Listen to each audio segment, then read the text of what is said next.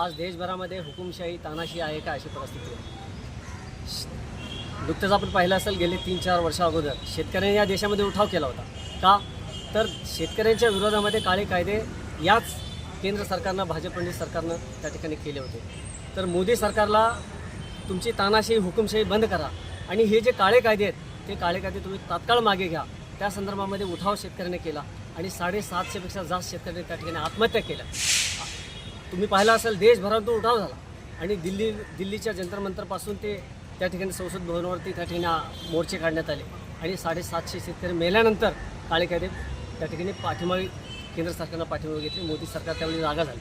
आज परिस्थिती तशीच आहे। या देशामध्ये या देशाचं भविष्य, देशाचं भविष्य म्हणून ज्यांच्याकडे पाहिलं जातं तो जो विद्यार्थी आहे, त्या विद्यार्थ्यांनी रात्रंदिवस कष्ट करून अभ्यास करायचा आणि त्यांचे जे स्वप्न आहेत, कुणाला IAS व्हायचं आहे, कुणाला IPS व्हायचं आहे आणि कुणाला अधिकारी व्हायचं आहे, MPSC UPSC परीक्षा द्यायची आहेत आणि डॉक्टर, इंजिनियर, वकील बनायचं आहे, असे अनेक जे विद्यार्थी आहेत त्या विद्यार्थ्यांचे जे स्वप्न आहेत आणि जे परीक्षा जे दिले जातात, जे नीटची परीक्षा असेल, CETची परीक्षा असतील, त्या परीक्षेच्या माध्यमातून त्यांना त्या ठिकाणी ॲडमिशन मिळत असतं आणि त्याच्यानंतर त्यांचे त्या ठिकाणी सिलेक्शन होतं। आज परिस्थिती अशी आहे, नीटचे पेपर गेले 2021 पासून ते 2026 या 4-5 वर्षामध्ये सातत्यानं नीटचे पेपर फुटत आहेत आणि ज्यावेळी पालक आणि विद्यार्थी आणि आक्रोश करतायत आणि त्या ठिकाणी शासनासमोर आपल्या व्यथा मांडतायत की बाबांनो आमचं नीटचं पेपर तुम्ही फोडताय, रात्रंदिवस आम्ही अभ्यास करायचा आणि पेपर देण्याच्या आदल्या दिवशी पेपर फुटला म्हणून तुम्ही ती परीक्षाच रद्द करायची,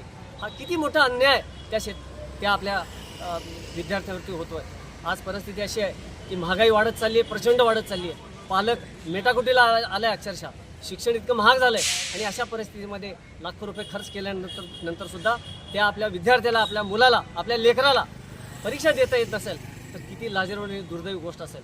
आज मोदी साहेब देशाचे पंतप्रधान झाल्यानंतर आज अनेक प्रधानमंत्री आपण या देशामध्ये पाहिले, परंतु नरेंद्र मोदी यांच्यासारखा जनरल डायर, इंग्रजांचा जनरल डायरची आठवण यावी अशी परिस्थिती आहे। अरे टस मस होत नाही आणि त्यांना कुठलं फरक पडत नाही। गेले आपण 13 वर्ष आम्ही पाहतोय देशाचे प्रधानमंत्री म्हणून तुम्ही एक तरी पत्रकार परिषद घेतली का? मन की बात तुम्ही करताय, लोकांची दिल की बात, लोकांच्या अंतकरणातली बात तुम्ही कधी ऐकणार आहात? हा प्रश्न या ठिकाणी उपस्थित झाला आहे। देशाचे प्रधानमंत्री नरेंद्र मोदी यांना देशातील तमाम जे विद्यार्थी आहेत, विद्यार्थ्यांची अपेक्षा काय, त्या लेकरांची अपेक्षा काय? बाबा आमचं जे नीटचं पेपर फोडलं आहे, ज्या हरामखोरांनी, ज्या भ्रष्ट अधिकाऱ्यांनी फोडला आहे आणि जो तक्रार केल्यानंतर सुद्धा या अधिकाऱ्यांवरती कारवाई होत नाही आणि कारवाई केल्याचा फार्स केला जातो, तर तो जो मंत्री आहे केंद्रीय शिक्षण मंत्री धर्मेंद्र प्रधान ते तितकेच जबाबदार आहेत आणि त्यांचा तात्काळ राजीनामा देऊन घरी पाठवा, ही जी रास्त मागणी होती, या मागणीसाठी रस्त्यावरती उतरलेले जे हे झुरळ ज्यांना संबोधले झालं ते झुरळ नव्हे, या देशाचा जो आत्मा आहे, देशाचा ज्वलंत जो मशाल आहे, जी धगधगती मशाल म्हणून हे विद्यार्थी पुढे आले आणि जवळजवळ 21 विद्यार्थ्यांनी आत्महत्या केली। लाज वाटली पाहिजे या केंद्र सरकारला, लाज वाटली पाहिजे या मोदी सरकारला।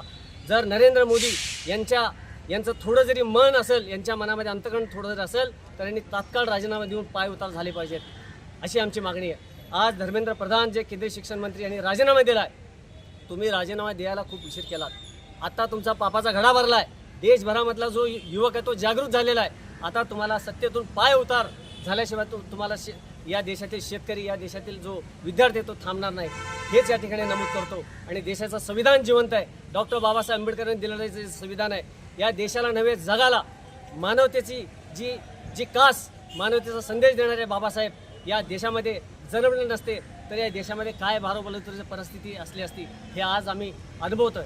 पुन्हा एकदा सांगतो की नरेंद्र मोदी साहेब, तुम्ही आज सुद्धा तुम्हाला जाग आली की नाही, तुम्ही तात्काळ राजीनामा द्या, तुम्ही या सत्तेतून पाय उतारवा, हेच या ठिकाणी सांगतो आणि थांबतो। जय हिंद, जय महाराष्ट्र, जय भीम, जय मी।